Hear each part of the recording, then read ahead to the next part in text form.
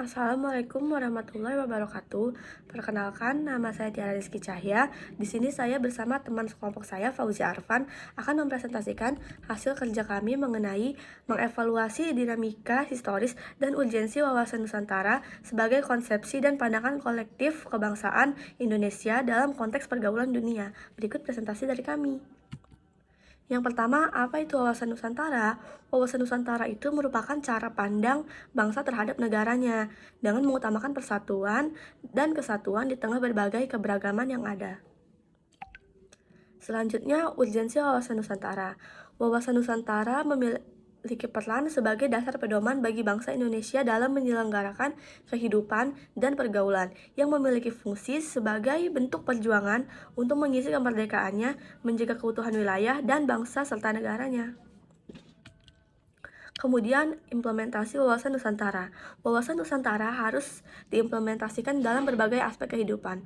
Salah satunya dalam kehidupan politik, kehidupan ekonomi, kehidupan sosial budaya, dan kehidupan pertahanan dan keamanan. Kemudian, dinamika serta tantangan dalam mengimplementasikan wawasan Nusantara. Dinamikanya yang pertama adalah bentuk dan luas negara. Seperti yang kita ketahui, bentuk negara kita ini kan bentuk kepulauan dan luasnya itu sangat luas dan juga dihubungkan oleh lautan. Oleh karena itu, hal itu menjadikan salah satu tantangan dalam mengimplementasikannya.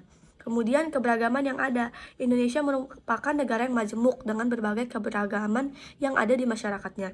Dan hal itu juga merupakan salah satu dinamika dan tantangan dalam pengimplementasian wawasan Nusantara. Kemudian kita masuk ke studi kasus. Kasus yang kami angkat di sini mengenai siswa SMK ditikam akibat pelaku sakit hati karena sering dibully. Jadi di sini ada seorang siswa di Palembang, Sumatera Selatan. Dia ini menikam teman sekolahnya hingga tewas. Dia berkata motifnya adalah dia sering dibully oleh korban, sehingga dia dendam dan membunuh pelaku. Oke, sekarang kita lanjut terhadap slide ketujuh, yaitu adalah analisis kasus. Jika kita lihat kasus ini sangatlah memprihatinkan, baik dari sisi pelaku maupun dari sisi korban. Korban serta pelaku tidak menerapkan konsep wawasan Nusantara dengan baik di dalam pergaulan mereka. Mereka masih menganggap perbedaan fisik dan kebiasaan hidup menjadi pembeda antar mereka, sehingga mengakibatkan salah satu pihak merasa derajatnya lebih tinggi dibanding pihak yang lainnya.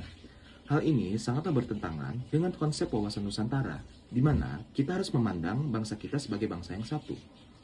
Lanjut kepada kesimpulan.